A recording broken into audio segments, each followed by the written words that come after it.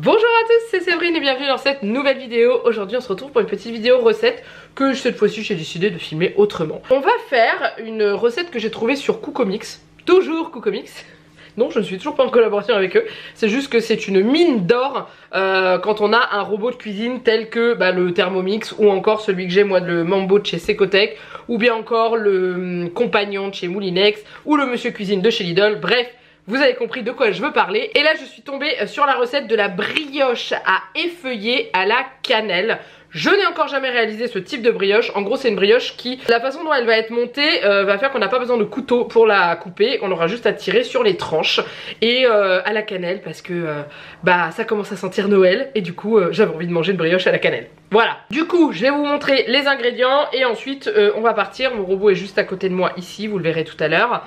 Et voilà, donc on va avoir besoin d'ingrédients pour faire la pâte à brioche et on va avoir besoin d'ingrédients pour faire la garniture, sachant qu'il est précisé dans la recette que vous pouvez également remplacer la cannelle avec de la pâte à tartiner ou encore des zestes d'agrumes, ou bref, vous pouvez mettre ce que vous voulez. Vous pouvez même la faire en version salée, dans ce cas là vous diminuez la quantité de sucre que vous mettez et je pense qu'on va se régaler. Déjà ça va sentir super bon, ça c'est le principal, et le goût aussi, c'est le principal. Donc c'est parti. Alors au niveau des ingrédients pour la pâte à brioche, vous allez avoir besoin de 60 g d'eau pour commencer. Il vous faudra également 80 g de lait demi-écrémé, 60 g de sucre roux. Alors mon sucre roux ça fait très longtemps que je m'en suis pas servi, donc voilà, va falloir le racler. Il faudra de la levure de boulangerie, alors eux ils utilisent de la fraîche, moi je n'en ai pas, j'utilise de la déshydratée. J'ai mis 2 cuillères à café. Il faudra également 2 œufs, 60 g de beurre, donc là j'utilise pour la pâte à brioche du beurre salé, donc je ne mettrai pas de sel comme c'est indiqué à la suite de la recette. Si vous utilisez du beurre doux, dans ce cas là il faudra rajouter une demi-cuillère à café de sel. Ensuite on ajoute 450 g de farine, et ça c'est pour la pâte à brioche. Pour la garniture à base de cannelle on a besoin de 250 g de sucre roux. Il faudra également 40 g de beurre, cette fois-ci j'utilise du beurre doux puisque le beurre salé avec cette préparation je suis pas sûre que ça aille. Et bien sûr il faudra une cuillère à soupe de cannelle en poudre. Allez, maintenant c'est parti. Ce que je n'ai pas pensé à vous préciser, c'est que vous aurez bien entendu besoin d'un moule, idéalement un moule à cake, parce que c'est ce qui est recommandé dans la recette. Alors du coup je vous ai mis le robot comme ça. Moi je vais utiliser la fonction manuelle, c'est à dire que je vais lui donner les informations que l'application Cookomix va me donner. Pour vous montrer un petit peu la présentation de l'application en mode recette, elle est comme ça. Donc en gros vous avez juste à faire suivant. Voilà, pour suivre les étapes au fur et à mesure, et je vous jure c'est vraiment hyper pratique. Donc je mets mon téléphone là, vous le verrez pas mais moi je suis la recette comme ça. Donc on y va, on va ajouter 60 g d'eau. Donc moi j'ai une balance intégrée, si vous n'avez pas la balance intégrée, vous pesez à l'avance. Ce que je ne vous ai pas montré, c'est qu'à l'intérieur j'ai mis le crochet à pétrir. Ensuite on ajoute les 80 g de lait demi-écrémé. Ensuite on vient ajouter le sucre roux, les 60 g. Et on termine avec la levure. Une fois tout ceci ajouté, on prend le couvercle et on vient fermer notre robot. Et sur l'application comment ça met, ça vous donne le temps, la température et la puissance à laquelle doit tourner, la vitesse à laquelle doit tourner votre pâle. Donc là c'est 2 minutes à 37 degrés, vitesse 4. Et on y va. Alors voilà, le mélange est terminé. Donc du coup on ouvre notre couvercle. Et à l'intérieur, tout est bien mélangé et la levure est bien intégrée au reste des ingrédients. On va venir ensuite ajouter 2 œufs. Pour ajouter les œufs, l'idéal c'est de les casser dans un petit récipient avant pour éviter de mettre des coquilles partout ou alors éventuellement de tomber sur un œuf pourri.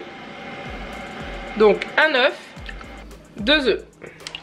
Ensuite on vient ajouter les 60 g de beurre. Et on remet le couvercle. Et on met pendant 30 secondes à vitesse 5, sans température. On a un mélange qui est vraiment pas du tout ragoûtant, voilà, je vous fais pas de détails. Et on va venir ajouter les 450 g de farine. Du coup là, si vous n'avez pas mis de beurre salé, vous mettez votre demi-cuillère à café de sel. Et ensuite on rajoute le couvercle.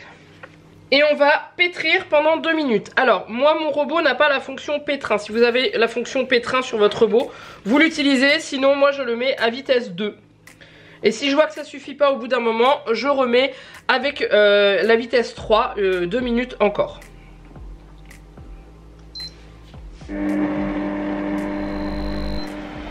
Alors là les 2 minutes de pétrissage sont terminées. J'ai mis pause en milieu de pétrissage à 1 minute et je suis passée à la vitesse 3. Maintenant je vais contrôler la texture de ma pâte. Elle est plutôt pas mal. Elle est bien élastique. Honnêtement, peut-être encore une petite minute.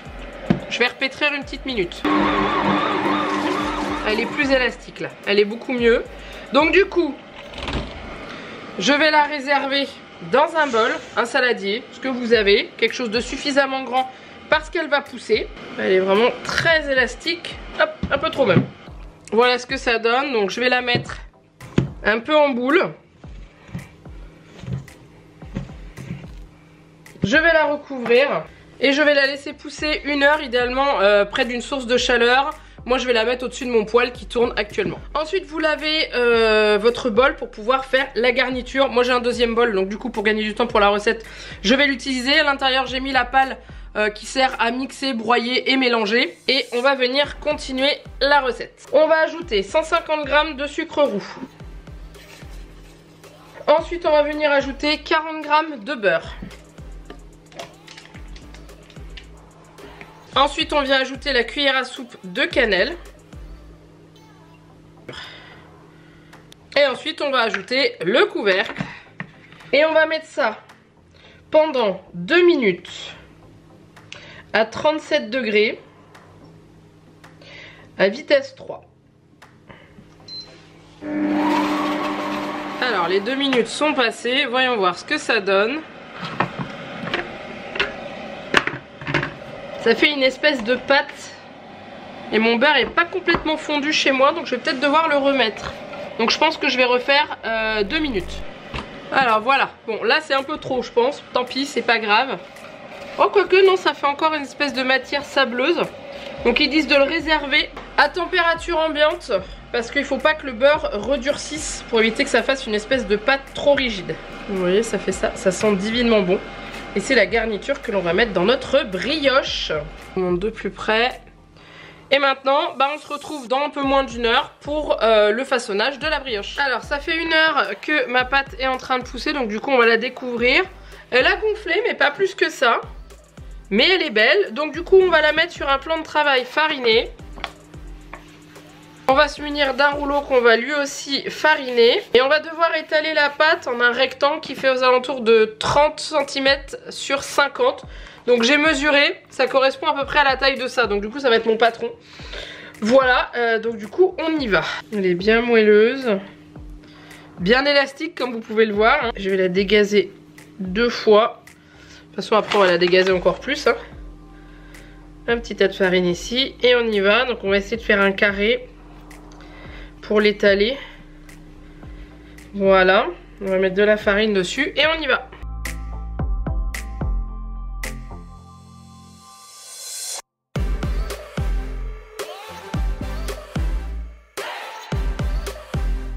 Bon, je pense qu'on est pas mal. Alors c'est pas très carré hein, bien sûr. Donc du coup ensuite ils disent de venir étaler la garniture, donc nous ça sera ça. Alors ils disent de le faire au pinceau ou alors à la cuillère, ou enfin comme vous le sentez. Donc j'ai pris comme ça, si ça s'étale bien avec la maryse, je ferai avec la maryse. Autrement je ferai avec le pinceau qui est juste là. Bon ça a l'air de bien s'étaler parce que je pense qu'au pinceau alors il faut en mettre partout hein.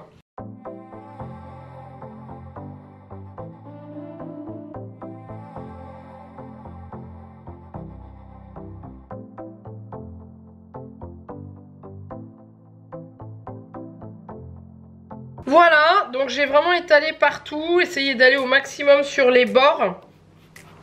Et ensuite on va devoir découper notre pâte en 6 bandes identiques, idéalement. Donc du coup on y va. Alors soit avec la roulette à pizza comme ils disent, mais moi j'en ai pas. Donc du coup je vais faire ça avec un couteau.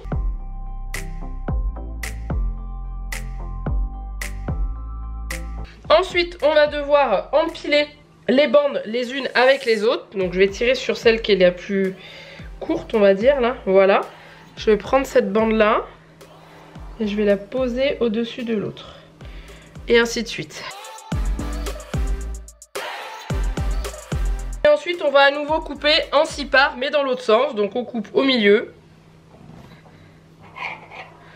et en 2 parts, en 3 parts pardon, chaque côté. Voilà, donc ça vous fait des espèces de petits sandwichs comme ça. Hop, on prend notre moule, on le beurre, on met de l'huile, mais en général je mets de l'huile neutre dedans. Et du coup on va venir disposer nos tranches debout dans le moule à cake. Donc on tasse bien hein, pour que tout rentre. Voilà. On laisse pousser pendant 30 minutes et ensuite on va venir enfourner à 180 degrés dans un four déjà préchauffé. Et on va faire cuire ça pendant 30 minutes.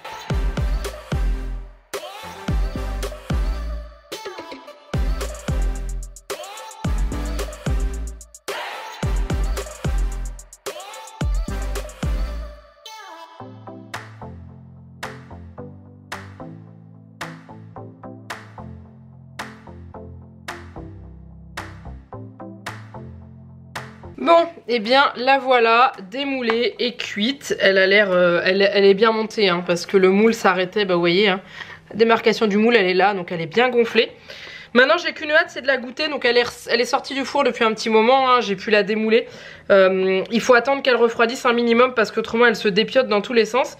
Mais on voit les différentes tranches. Donc maintenant j'ai hâte de voir ce que ça donne. Je vais la goûter avec vous. Ouais, je vais la goûter avec vous. Bon, du coup je l'ai posée là sur ma machine à pain qui est en train de me faire un pain en dessous. C'est pas grave, donc comme ça vous la voyez un petit peu. Et du coup où est-ce que je vais effeuiller? Je pense que je vais effeuiller ici.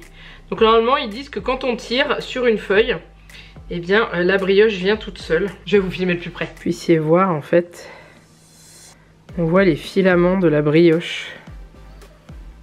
Regardez. Waouh. Et voilà, une petite tranche. Maintenant la question que je me pose c'est est-ce que c'est bon? J'ai fait une tranche grosse parce qu'il y avait encore une petite tranche là, mais bon c'est pas grave. En tout cas, ça sent super bon. Ça sent bon la cannelle, c'est moelleux. Donc du coup bah on y va, on va goûter ça.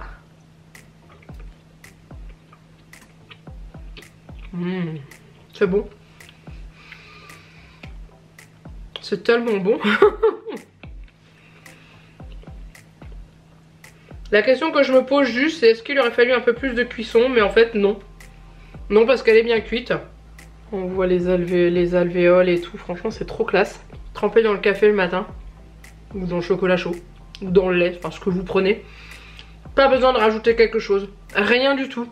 Que dalle, la brioche, le sucre, la cannelle, ou alors la pâte à tartiner, ou enfin ce que vous aurez mis dedans et... c'est... Waouh.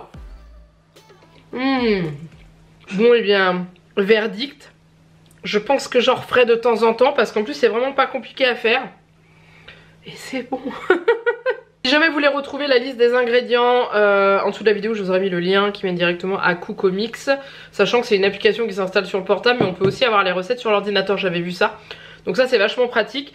Mais je suis contente d'avoir testé cette brioche et je suis vraiment très contente du résultat. C'est vraiment comme le visuel que certaines personnes ont publié en commentaire sous la recette. C'est vraiment...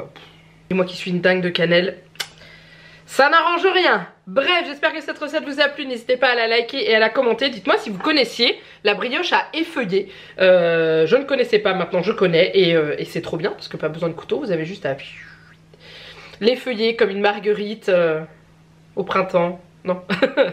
Et voilà, dites-moi si vous connaissiez, si jamais ça vous tente d'essayer. J'ai bien entendu tout fait au robot, mais vous pouvez clairement le faire à la main ou alors avec un robot à pâtissier là, avec les crochets et tout. Enfin, vous pouvez l'adapter et la faire autre qu'avec un robot de cuisine comme je vous ai montré. Et c'est divin. Il vous faudra juste un petit peu plus d'huile de coude si vous le faites à la main, mais le rendu sera tout aussi beau. Je vous laisse là, je vous fais plein de gros bisous. Mouah, et je vous dis à très bientôt pour une prochaine vidéo. Bye bye.